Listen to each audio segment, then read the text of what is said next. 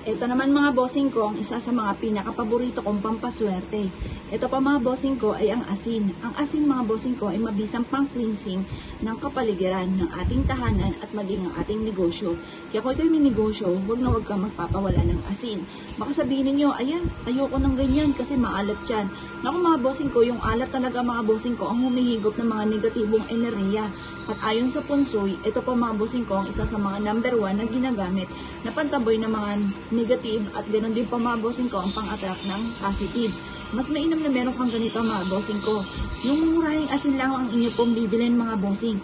Kasi ang asin mga bossing ko na mahal ay baka mapaaray pa ang inyo pong bulsa dahil mahal po ito yung mga iodized. Pero kahit mga simpleng asin lamang, okay na po yan at napakaswerte na po niyan mga bossing. Ngayon po mga bossing, ito yung ating asin. Sa unang sabakan mga bossing ko, kahit mainit ngayon mga bossing ko, yan po mga bossing ko ay matutunaw, lalo-lalo na at marami po yung nahigop na negatibong enerhiya. Pero mga bossing ko, pinagtyagaan ko po ito mga bossing ko dahil mumurahin lang naman ang aking ginamit. Yung mga nabibilang sa baketa mga bossing, yung 20 pesos ang takal, 10 piso at 50. Napakarami na po nun mga bossing. Ngayon pa mga bossing, ito lang naman ang aking ginagamit, yung mga mumurahin lamang pero napaka-epektibo. Gawin niyo po ito mga bossing ko, pagtyagaan lang niyo lamang. Kapag po ito'y natunaw, ang ibig sabihin, maraming mga negatibo na nahigop po siya. Pero dahil pinagtyagaan ko nga po siya mga bossing ko, ito kahit bawat taon mga bossing ko ay hindi talaga siya natutunaw. Tumitigas lang ibabaw mga bossing ko ng asin. Pero okay lamang po yun, huwag lamang matutunaw. Kasi pag natunaw, yun nga, marami mga kamalasan siya na nahigop. Kaya huwag yun ang pagsayangan pa. Itapon nyo na po yan sa may lababo po ninyo at hugasan mabuti itong lagayan po natin at lagyan muli ng bagong asin mga bossing. Ngayon po mga bossing ko, ang asin mga bossing ko ay marami na akong patotoo na sinuwerte dito at isa na rin po ako dyan, hindi na ako magtuturo at napakaswerte nito mga bossing. Ngayon po mga bossing ko, tatambalan po natin ito ng perpektong kombinasyon na luya. At ganoon din po mga bossing ko ng bawang at tatambalin din natin ito mga bossing ko ng dahon ng laurel at ng bawang. Ganyan lamang po inyo pong gagawin. Perpektong sangkap mga bossing ko para sa pagluluto. Charot, hindi pa mga bossing. Bukod sa napakasarap kapag hinaluan natin ng mga ganitong sangkap ang ating niluluto, ito po ay pasasarapan din ang buhay po natin. Ang buhay po natin, kung ikaw po ay napakamasalimuot, ang buhay ninyo sa ngayon at ang dami mga pagsubok na pinagdadaanan, gamitan nyo po ito mga bossing ko ng ganitong mga pamamaraan. Simple at napaka-epektibo po nito. Pumunta ka po mga bossing ko sa aming tahanan at makakakita ka ng ganito sa aming hapagkainan.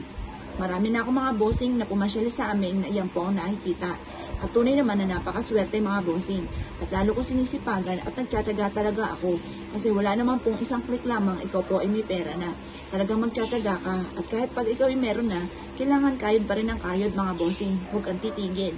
Ngayon pa mga bossing ko, ganon mga bossing ko para matupad kaagad ang mga pinapangarap. Gamitin natin ang mga ganitong mga pamamaraan. Ito po mga bossing ko, ang bawang ay isa sa mga blockbuster at pinaniniwalaan na napakaswerte.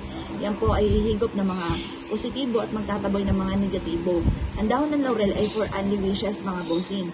At ganoon din po mga bossing ko ang ating luya na mentras po siyang natutuyo ay mentras po siya na nagiging maswerte lalo na sa pera. Kung hindi ka makaipon ng pera, gamitan niyo po ito ng luya. Kapag ang bawang natin mga bossing ko ay tuyo na, isilin niyo po yan kasi minsan malambot na po siya, wala na po yun. Kaya kailangan mga bossing ko, laging fresh ang ating bawang. Pag pinsil nyo po yan mga bossing ko, at malambot na, itapon nyo lamang. Pero kung matigas pa po siya, pero natunaw ang asin, hugasan nyo lamang po itong 3 sangkap na ito at asin lang ang inyong papalitan. Kapag naman po, natunaw na po ito, ang asin at ang ating luya ay natuyo. Pag ang luya mga bossing ko ay natuyo, yan po ay masilit na maswerte. Yung bawang ay natuyo, yan po itapon na. Tapos, sabayan nyo na rin ang dahon ng laurel ng pagsusunog. Ngayon pa mga bossing, bawat taon ay pinapalitan ng ating mga pampaswerte, lalo na ito. Kasi once hindi nyo pinalitan, kung ano ang naganap sa inyo ng taon na ginawa nyo ito, ganun din ang magaganap sa inyo ng taon na paparating. Kaya dapat laging bago ang ating pong mga pampaswerte. Ngayon po, kung ikaw ay naniniwala at naisyo po itong gawin nyo po ito kada Tuesday or Friday. Pero, sinasabi ko po, kapag po abala po kayo at hindi kayo makakapaggawa ng Tuesday o Friday, gawin niyo na lang ito kahit anong araw, basta sa umaga ng alas 7 at sa silangan kahaharap. Proven po ito mga bossing. Kaya kung ikay naniniwala at nais po itong gawin, huwag ka naman patumpik-tumpik pa. Kung nais ninyo na maka-attract ng swerte ng maraming pera, ay subukan nyo na po ito. Kaya kung ikay naniniwala at nais po itong gawin, good luck po sa inyo po lahat.